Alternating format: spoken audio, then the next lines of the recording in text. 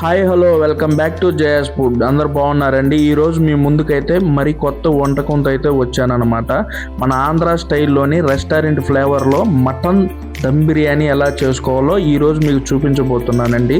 Same రెస్టారెంట్లో చేస్తే ఎలా వస్తుందో అలానే మన ఇంట్లో చేసుకున్నా కూడా పర్ఫెక్ట్గా సేమ్ అదే క్వాలిటీ తోటి ఎలా చేసుకోవాలి, ఏమేమి ఇంగ్రీడియంట్స్ యాడ్ చేసుకోవాలి, పూర్తి వివరాలు నేను మీకు చెప్తానండి. వీడియోని ఎక్కడా కూడా స్కిప్ చేయకుండా చివరి వరకు చూడండి.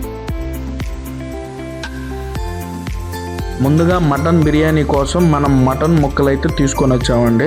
ఈ మటన్ ముక్కల్ని 1-2 సార్లు వాటర్లో యాడ్ చేసుకొని బాగా క్లీన్ చేసుకోవాలి. ఇలా క్లీన్ చేసుకున్న మటన్ ముక్కలన్నీ ఒక ప్లేట్లో తీసుకొని వాటర్ ఇంకిపోయేలాగా పక్కనైతే పెట్టేసుకుందాము. ఈ బిర్యానీ కోసం నేనైతే బాస్మతి రైస్ అయితే తీసుకున్నానండి. ఈ బాస్మతి రైస్లోకి వాటర్ యాడ్ చేసుకొని క్లీన్ చేసుకుందాం. 1-2 సార్లు శుభ్రంగా క్లీన్ చేసుకున్న తర్వాత ఈ రైస్లోకి వాటర్ అయితే యాడ్ చేసుకొని హాఫ్ అన్ అవర్ పాటు పక్కన పెట్టేద్దాం. బిర్యానీ కోసం మటన్ ముక్కలు అయితే మీడియం సైజు కొట్టించుకోవాలి. ముందుగా ఒక కడాయి అయితే పెట్టుకొని కడాయి హీట్గా అవగానే 2 స్పూన్ల ఆయిల్ అయితే యాడ్ చేసుకోవాలి. ఆయిల్ కాగిన తర్వాత ఇందులోకి ఆనియన్స్ యాడ్ చేసుకొని అదేవిధంగా పచ్చిమిర్చి కూడా యాడ్ చేసుకొని బాగా గోల్డెన్ కలర్లో వచ్చేంత వరకు కూడా మనం ఫ్రై చేసుకోవాలి.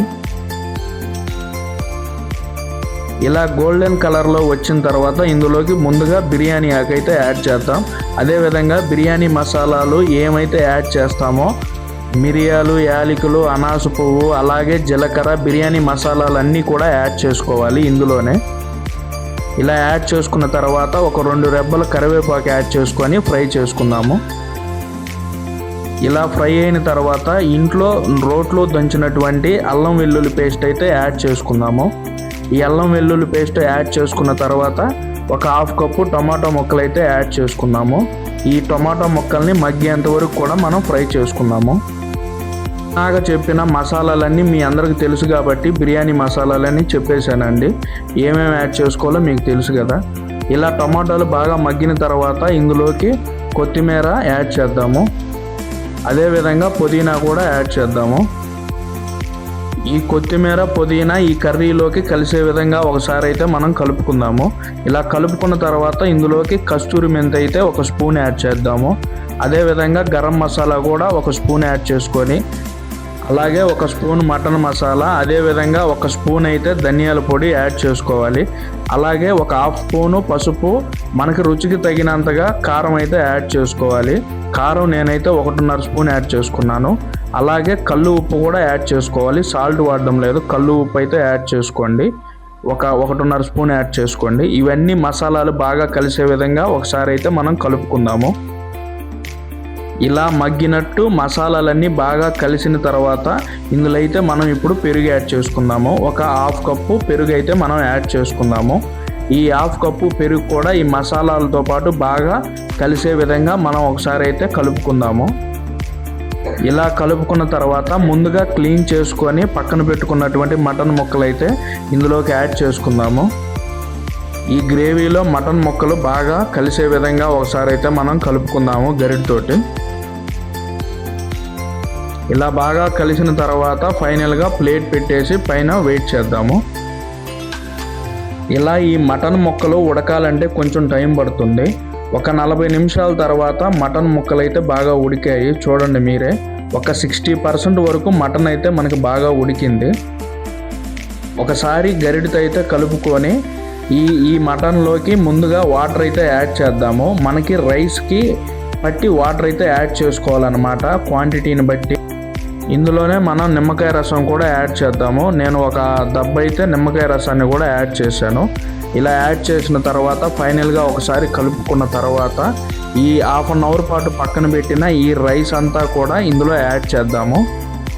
ఖచ్చితంగా హాఫ్ అన్ అవర్ పాటు పక్కన పెట్టాలన్నమాట. ఈ రైస్ బాగా మెత్తపడుతుంది.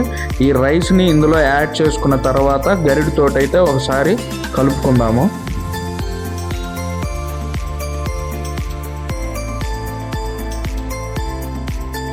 ఇలా కలుపుకున్న తర్వాత పైన ప్లేట్ పెట్టేసి కాసేపు వెయిట్ చేద్దాము.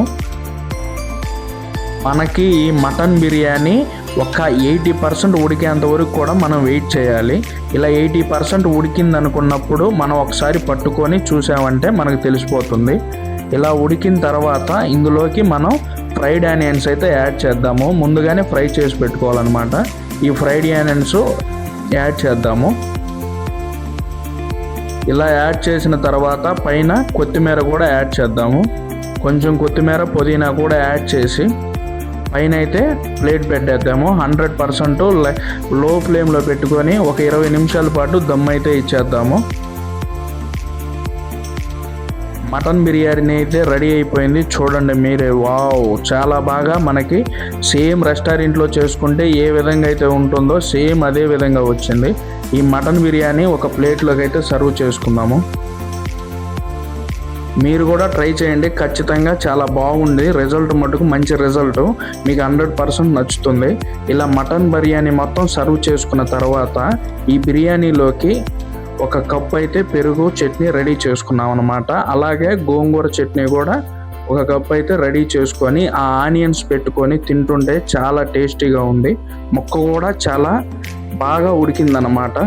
అంతే, మటన్ బిర్యానీ మీకు కనుక నచ్చినట్లయితే ఒక లైక్ కొట్టండి. అలాగే మన ఛానల్ని సబ్స్క్రైబ్ చేసుకోండి.